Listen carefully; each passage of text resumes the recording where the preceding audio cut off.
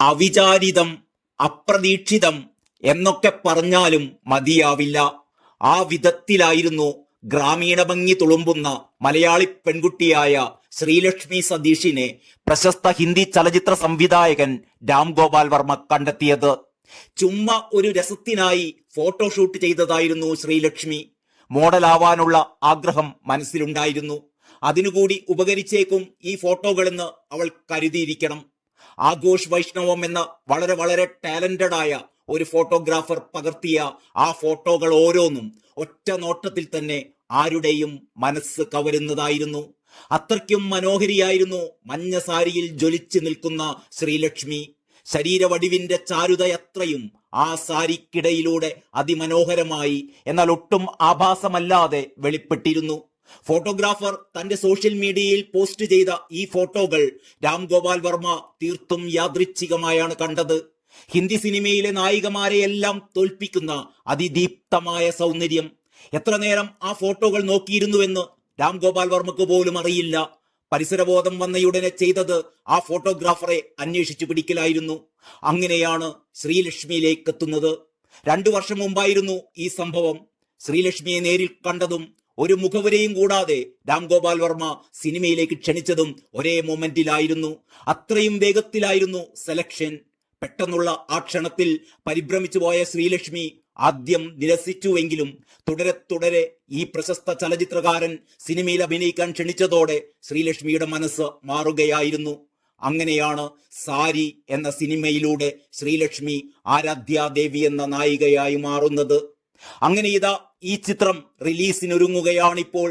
സാരിയുടെ trailer release ചെയ്ത് നിമിഷങ്ങൾക്കകം സോഷ്യൽ മീഡിയയിൽ വൈറലായി മാറിയിരിക്കുകയാണ്. ഗിരികൃഷ്ണ കമലാണ് ഈ ചിത്രത്തിന്റെ സംവിധായകൻ. രവിശങ്കർ വർമ്മയാണ് നിർമ്മാണം. രാം ഗോപാൽ വർമ്മ ചിത്രം അവതരിപ്പിക്കുന്നു. സോഷ്യൽ മീഡിയയിലൂടെ ബന്ധം സ്ഥാപിക്കുന്ന വ്യക്തികൾ അവരറിയാതെ എടുത്തു ചാടുന്ന ചതിക്കുഴികൾ ഓർമ്മപ്പെടുത്തുന്നതാണ് ചിത്രമെന്ന് എക്സിൽ ട്രെയിലർ പോസ്റ്റ് ചെയ്തുകൊണ്ട് രാം ഗോപാൽ വർമ്മ പറയുന്നു. ഹിന്ദി, തെലുങ്ക്, തമിഴ്, മലയാളം ഭാഷകളിലായി ഈ ഫെബ്രുവരി മാസം 28-നാണ് ചിത്രത്തിന്റെ റിലീസ്. സാരി ധരിച്ച് സഞ്ചരിക്കുന്ന യുവതിയിൽ ആകൃഷ്ടനാവുന്ന സൈക്കോ ഫോട്ടോഗ്രാഫറാണ് ഈ ട്രെയിലറിന്റെ പ്രധാന ശ്രദ്ധാകേന്ദ്രം. സാരി അണിഞ്ഞു നടക്കുന്ന നായികയായി ആരാധ്യാദേവി എന്ന ശ്രീലക്ഷ്മി സതീഷ് വേഷമിട്ടിരിക്കുന്നു. യുവതിയെ കണ്ടു ഭ്രമിച്ച ഫോട്ടോഗ്രാഫർ അവളെ സോഷ്യൽ മീഡിയയിലും നിരന്തരം പിന്തുടരുകയാണ്. ശേഷം നടക്കുന്ന സംഭവ വികാസങ്ങളെ ചുറ്റിപ്പറ്റിയാണ് കഥാവികസനം. സത്യ യദുവാണ് വില്ലൻ ഛായയുള്ള യുവാവിന്റെ വേഷം ചെയ്യുന്നത്.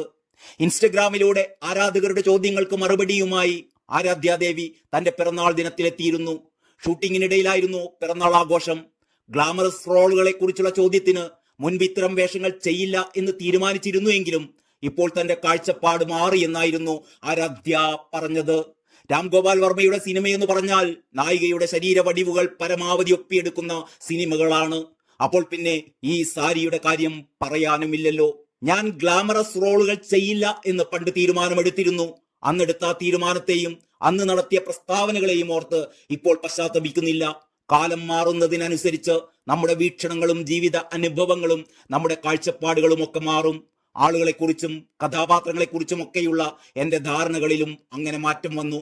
അന്ന് ഞാൻ പറഞ്ഞതിലൊന്നും ഒരു ദുഃഖവുമില്ല.